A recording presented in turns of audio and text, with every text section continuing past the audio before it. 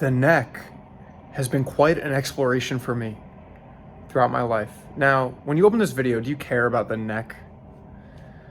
I don't know. I don't know what I'm going to title it yet.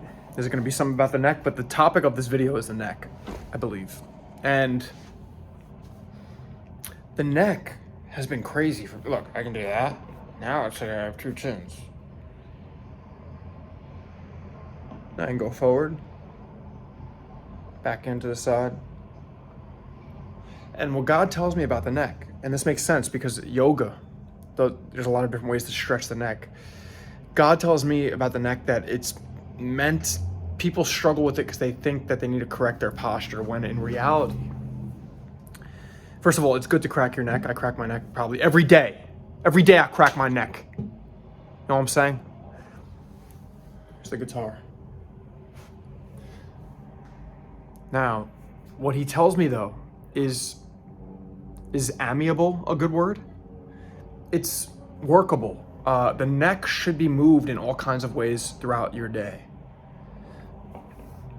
So, like, you should aim for length with your whole body, and it's so hard. It's like, you always have to be, that's like, see, God makes the body in a certain way for you to play with it all day. Like, improve it, correct it, be aware of it, crack it, whatever. It actually keeps you in the moment. So if you look at like a dinosaur too, I know they're extinct. Look at pictures, and giraffe, whatever. They have long necks and they're constantly doing different things with their necks. And we're kind of like that too. Like my neck tends to go like this, especially when I play guitar and violin. And the violin has killed my neck because I played the violin in like one way my whole life. So like it's been a crazy, when I'm becoming more conscious and more who I am, I started to actually feel the pain more in my neck from the violin. Also getting older, probably a factor. But once I started to develop pain that was really noticeable, like I had to figure it out, and chiropractic treatment, but really it's experimenting with the neck, seeing what you can do. Just like the voice, seeing what you can do, nothing. So the neck, I think, is supposed to be moved around a lot all day. Not stressed, no, you don't stress it. You just move it forward's good. There's been times where I go forward with my neck and I get, and I'm like, oh my God, it's like a relief. This way. Now you bend your neck back and then you can bend it this way. You can also just keep your neck kind of centered, your head centered, and then bend it the same way. There's so many different ways you can move your neck. And I see a lot of people, I think long, like my neck has gotten very long. I see some necks are very short on people, and I think they haven't unlocked some energy. Like there's a lot of spaciousness in my body, and someone who talks about spaciousness a lot actually is he wrote The Power of Now. It was an Eckhart Tolle. He always talks about how when you're sort of free within yourself, for the most part, there's spaciousness, and I get that because, and that's what yoga is too, trying to find out what needs to be worked in the body and letting it release. And I feel like every day I'm always getting cracks. Like I know my body pretty well, like what I have to do to like get my inner thighs to release. Or there's yoga poses too. Like yoga is a great way. Yeah, there's different stuff like Tai Chi. There's from whatever, it doesn't matter. Yoga is probably the best one and the most universal, I would say, actually. But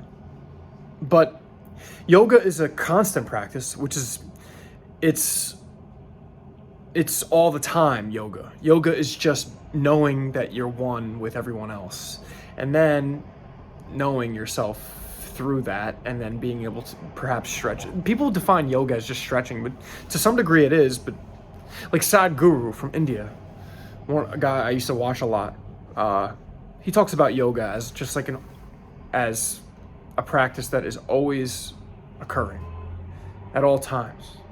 And I do that. I stretch a lot. I get up a lot. I walk around a lot. I see what I can do a lot. How can I keep things moving? I don't like to sit too long. It makes sense. Little kids don't like to sit too long. Lots of little kids are pure, and then adults want to keep them still, and it's like weird. But anyway, it doesn't matter. But that's a little something about the neck. Just know that it's not absolute. You don't need to improve your posture in any one way. It just that it's good to stretch it out. And see, I have tension in my neck, especially from the violin. I don't play the violin unless I need to, unless I really want to, or unless I'm getting paid anymore at this point, because it always messes with my neck. The violin is bad for neck. It's a beautiful instrument, but it's a lot less painful to sing.